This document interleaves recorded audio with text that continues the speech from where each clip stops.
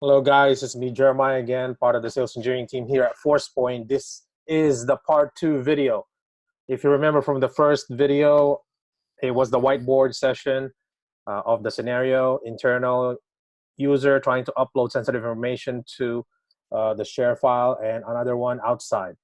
So let's do the live demo of that whiteboard, okay? So first, let's look at the sample files. So I have a test file here, THD, THD is just a fictional company that I just use a random name that does not pertain to any other company, just random. So we have a file here, and if we're gonna double click it, and you will see that there's a lot of data in here. There's names, there's social security number, there is credit card information, there is address, there is birthday, everything, okay? This information, you can download it yourself. It's from dlptest.com. It's available for download, okay? So we have a policy in the DLP. Our DLP policy basically blocks social security number and I believe credit card information, etc. So the user logs into his or her ShareFile account. So type sharefile.com here. And we're gonna log in. I created a free account to test.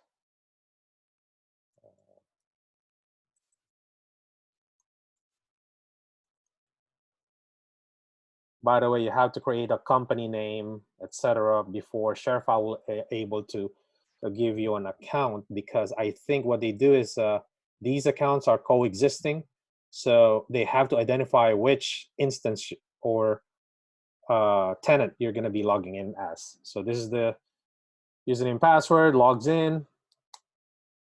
As soon as you log in, you'll be greeted with the dashboard, and my goal here is to upload sensitive information. What I'm going to do is I'm going to upload that file that I showed you guys, okay? Oh, let's refresh. Something's wrong with ShareFile. Okay, there you go. Plus, upload, browse files, and then we're gonna look at that. What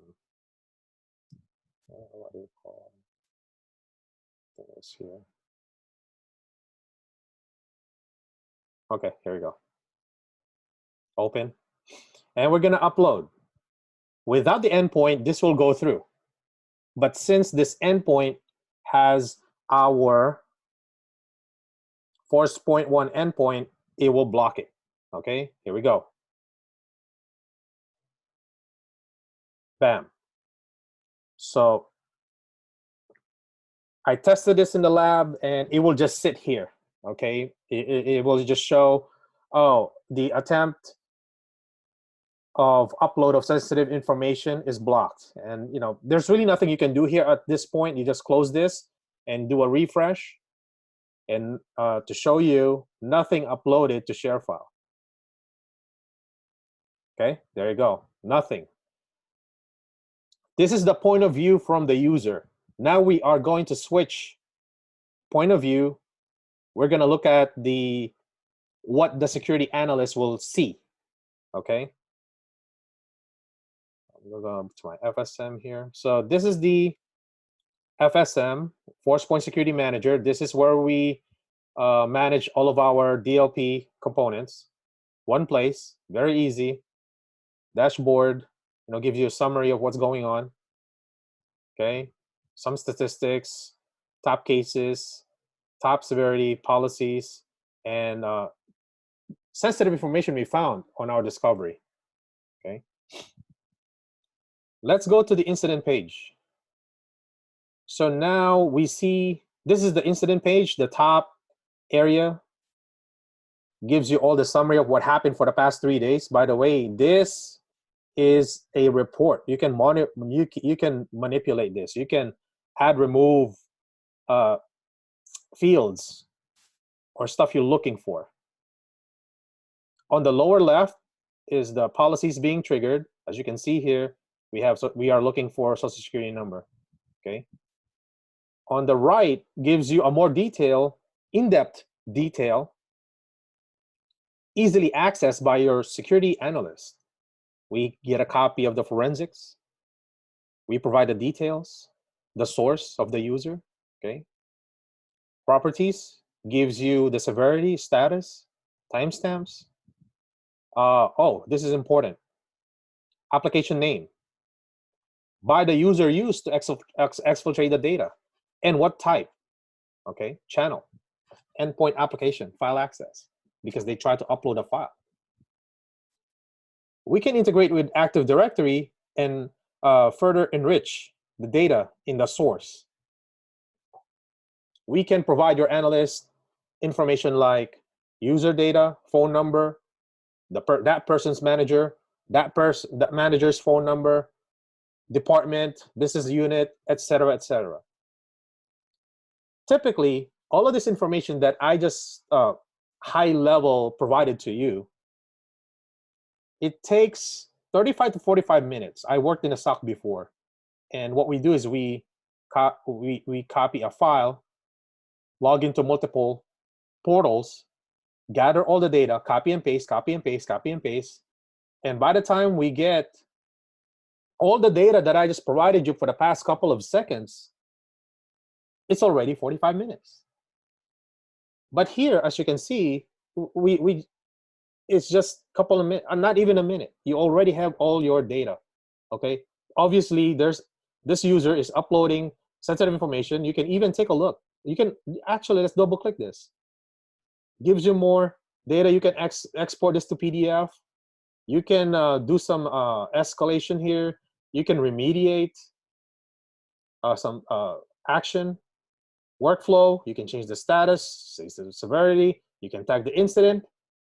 Let's say this is for PII or social security number, so that your analyst will be, we put tagging technology on our incident so that for your analyst, it will be easier for them to navigate types of incidents. They can add comment, they can even download the incident, they can even export it. So we had a customer, they create a ticket with ServiceNow and then attach this to basically disable the person's account. But I just want to make it clear, no damage has been done for the within the organization because the file was blocked. However, we know who is exfiltrating data at the moment, and we need to address that. We need to corner that person. Hey, what happened? Why are you uploading a lot of sensitive information? Correct? And let's look at the second scenario. The user, let's go back to that, a host. User goes home and then shut down his computer. Okay. Actually, let's just do a restart. User now will shut down the computer and go home and come back and see if they can upload or try to do the same thing, same activity on his or her computer. Because I'm just behind the company firewalls, etc., etc. I cannot upload this file.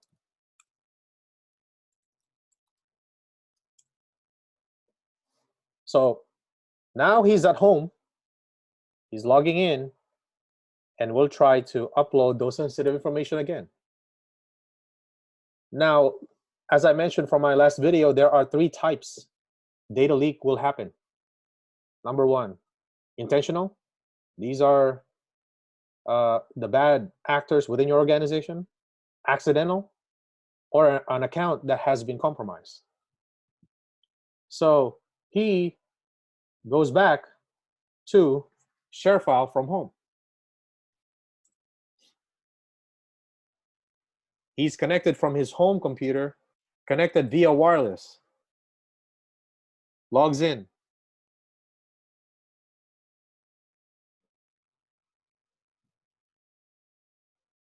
And then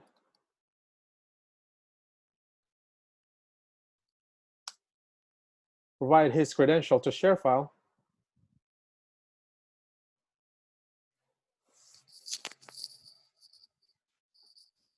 And then put the credentials on.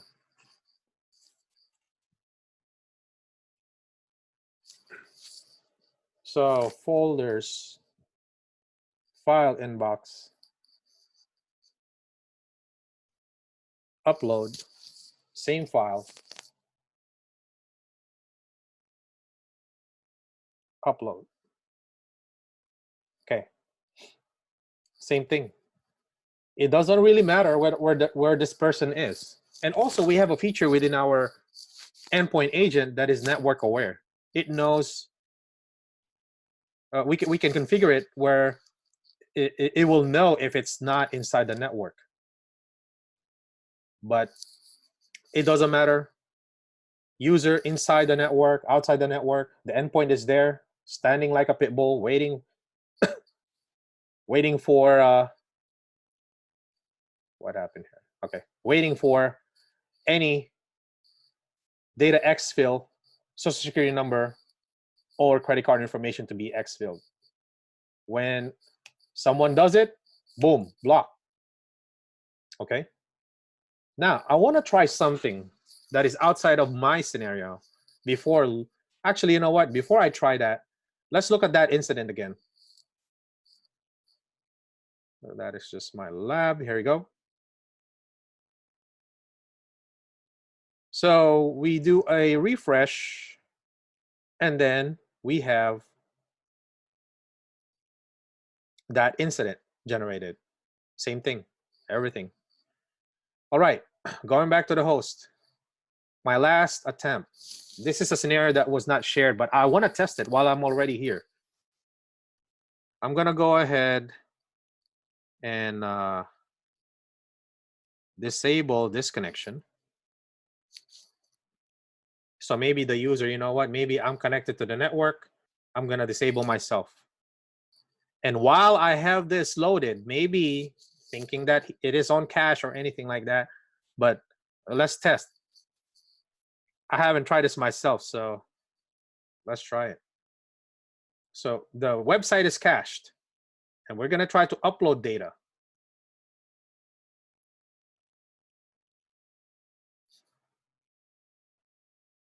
Yeah. Whatever. Okay. It will not work, actually, because it's totally disconnected. Okay, cool. All right. That is actually awesome, because if that user becomes desperate, you know what? Let me disconnect my network and see if I will be able to upload. There you go. That is the answer. But let's say if that person will go and enable that network again,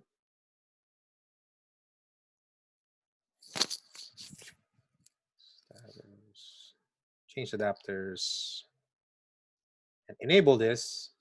Okay. Cross this out, refresh. It looks like it's refreshing. Let's see. Let us see. Okay, nothing. Oh, you know what? Let me try one more thing here. Let me disable this again. While I'm already here creating this content, I'm going to disable this. Go here, upload. Okay. By the way, this is live. I don't edit my videos. This is one run, okay? One run video, no edits, no nothing. So what I'm going to do is I'm going to upload this, and it's going to fail because I don't have my network anymore. But what I'm going to do now is I'm going to enable it, okay? Just enable the network, and then let us see, because I noticed ShareFile automatically updates. So I got my network restored. Let us see. Okay. I see. Let's give it a couple more minutes.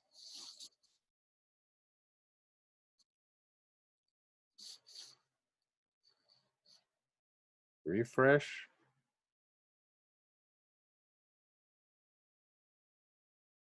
Nothing. Let's try it again for the last time.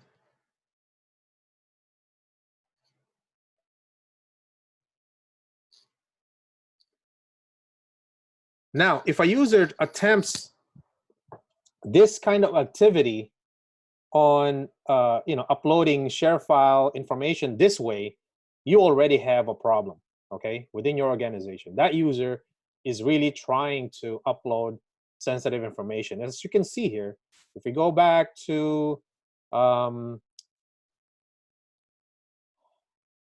that, if we go back to our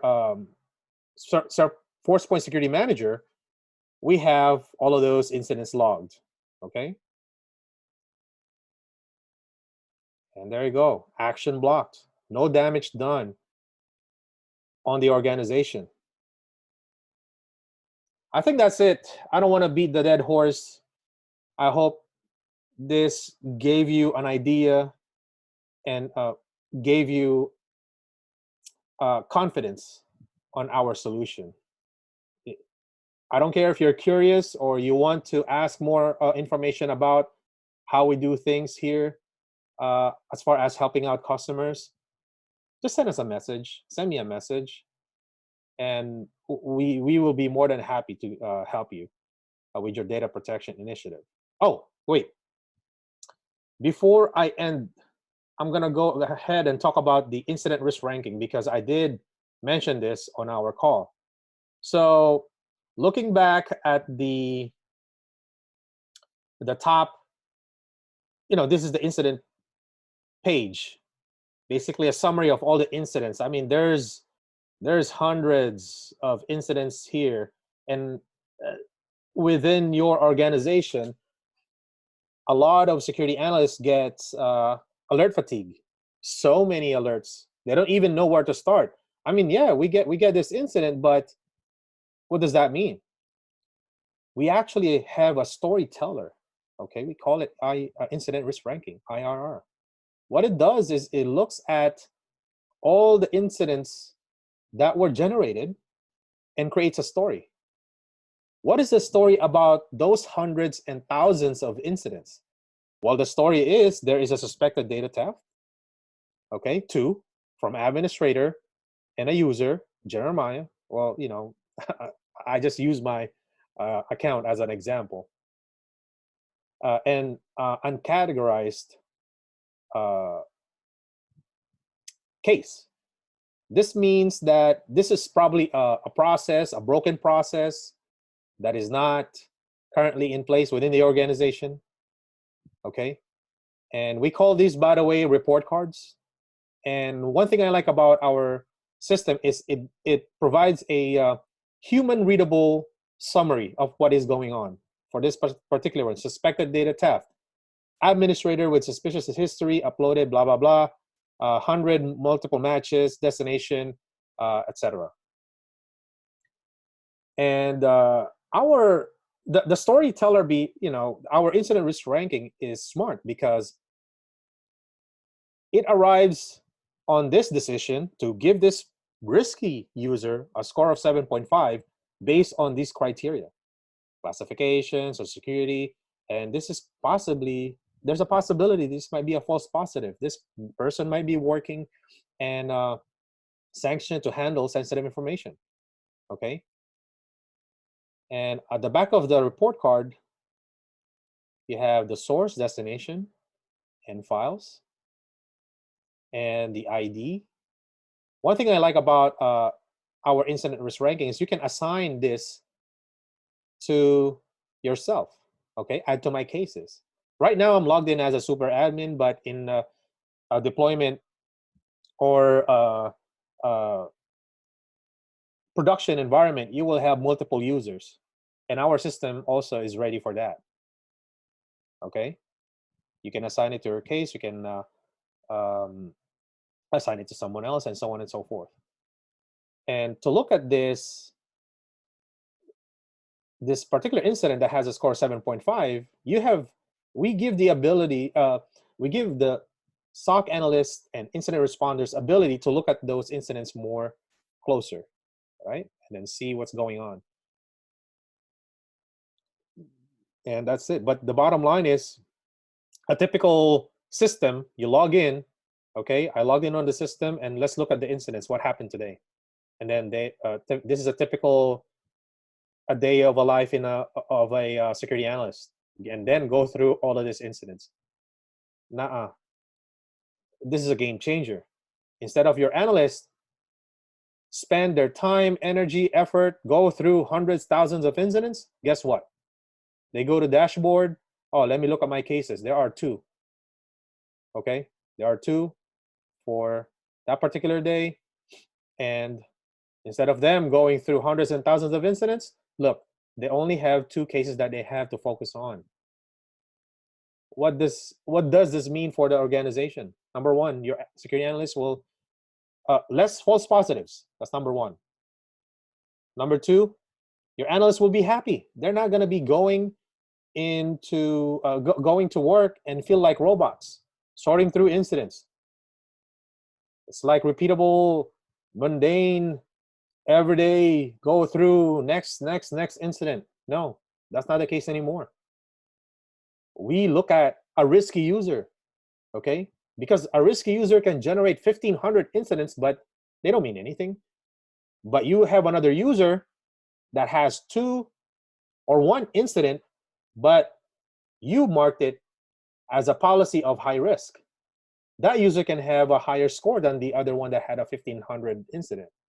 You know what I mean? So I hope this resonates to you, and you will see the value.